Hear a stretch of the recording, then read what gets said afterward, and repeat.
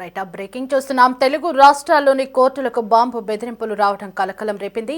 రాజమండ్రి జిల్లా కోర్టులో బాంబు ఉందంటూ బెదిరింపు ఈమెయిల్ రావడంతో వెంటనే పోలీసులు అప్రమత్తమయ్యారు.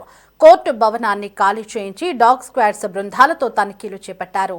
మరోవైపు నాంపల్లి సిబిఐ కోర్టుకు, కరీంనగర్ కోర్టుకు బాంబు బెదిరింపులు రావడంతో పోలీసులు హుటాహుటిన అక్కడికి చేరుకున్నారు. న్యాయవాదులను కోర్టు సిబ్బందిని బయటికి పంపారు. అనంతరం డాగ్ స్క్వాడ్ బృందాలతో తనిఖీలు చేపట్టారు.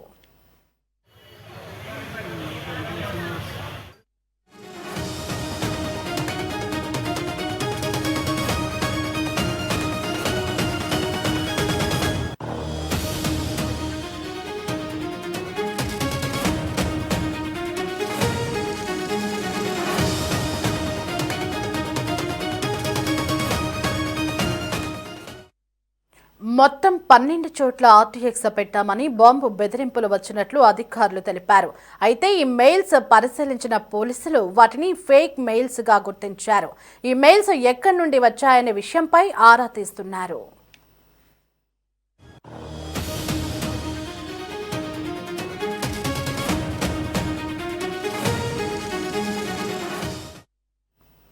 రైట్, ఇక ఇదే అంశానికి సంబంధించి మరింత సమాచారం కరెస్పాండెంట్ కాశీరావు ఫోన్ ఇన్ లో అందిస్తారు. కాశీరావు, 2 తెలుగు రాష్ట్రాల్లోని కోర్టులకు బాంబు బెదిరింపులు రావడం తీవ్ర కలకలం సృష్టించాయి. అయితే మొత్తం 12 చోట్ల ఆర్టీఎక్స్ పెట్టామంటూ కూడా ఒక ఫేక్ మెయిల్స్ రావడం అంతా మనం చూస్తున్నాం.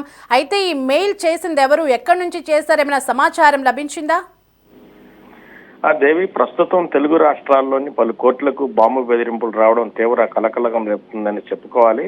తెలంగాణ మరియు ఆంధ్రప్రదేశ్ రాష్ట్రాల్లోని ముఖ్య కోర్టులకు ఒకేసారి బెదిరింపులు రావడం ఆందోళనకు గురిచేస్తుంది. ముందుగా తెలంగాణ విషయానికి వస్తే హైదరాబాద్లోని నాంపల్లి కోర్టుకు ఈమెయిల్ ద్వారా బాంబు బెదిరింపు అందింది. మధ్యాహ్నం సుమారు 12:05 కోర్టులో బాంబు పేలుతుందని ఆగంతకులు ఈమెయిల్లో పేర్కొన్నారు. దీంతో వెంటనే అప్రమత్తమైనటువంటి పోలీసులు కోర్టు ప్రాంగణాన్ని ఖాళీ చేయించారు. న్యాయవాదులు, కోర్టు సిబ్బంది కక్షిదారులను సురక్షిత ప్రాంతాలకు తరలించారు. బాంబు స్క్వాడ్, డాగ్ స్క్వాడ్ బృందాలతో ముమ్మర తనిఖీలు చేపట్టారు. అదేవిధంగా కరీంనగర్ కోర్టుకు కూడా ఇలాంటి బెదిరింపు మెయిల్ అందింది. అక్కడ కూడా పోలీసులు కట్టుదిట్టమైన భద్రతా చర్యలు తీసుకుని పూర్తి స్థాయి తనిఖీలు కొనసాగించారు.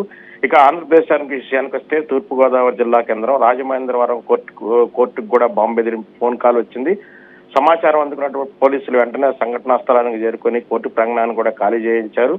బాంబ్ స్క్వాడ్, డాగ్ స్క్వాడ్ తో ప్రతి మూలన తనిఖీలు నిర్వహించారు. అయితే ఇప్పటి వరకు ఎక్కడ అనుమానాస్పద వస్తువు గానీ బాంబు ఆచూకు గానీ లభ్యం కాలేదని అధికారులు చెప్తున్నారు. ఇక అనంతపురం కోర్టుకు కూడా ఇదే తరహా ఫోన్ కాల్ వచ్చినట్టు సమాచారం. అక్కడ కూడా పోలీసులు అప్రమత్తమై భద్రతా చర్యలు చేపట్టారు.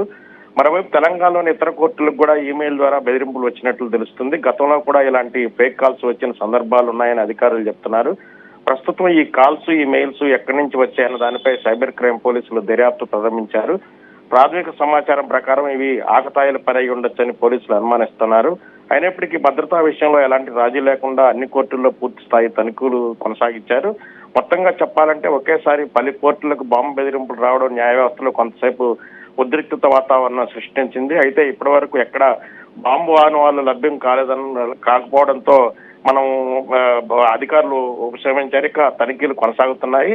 అయితే ఈ ఏదైతే ఫోన్ కాల్స్ ఉన్నాయో అలాగే మెయిల్స్ ఉన్నాయో వాటి ఐపీ అడ్రస్ల ఆధారంగా తర్వాత ఫోన్ కాల్ ఎక్కడి నుంచి ఇచ్చారు, ఏ నెంబర్ నుంచి వచ్చింది, ఆ నెంబరు ఏ ప్లేస్ లో లొకేట్ అయింది అన్న విషయాలను కూడా పోలీసులు సమాచారం సేకరిస్తున్నారు. ఈ సమాచారం సేకరించిన వెంటనే ఒకరే ఈ పని ఆకతాయిగా చేశారా లేదా ఏదన్నా ఉద్దేశపూర్వకంగా కోర్టులను భయభ్రాంతం చేసేందుకు ఏదైనా ఉద్దేశపూర్వకంగా చేశారా అన్న విషయాన్ని కూడా పోలీసులు తేల్చే పనిలో ఉన్నారు. మొత్తం మీద అయితే ఈ తెలుగు రాష్ట్రాలకు సంబంధించి ఒకేసారి బాంబు బెదిరింపులు కలకలం సృష్టించాయని చెప్పుకోవాలి. దేవి.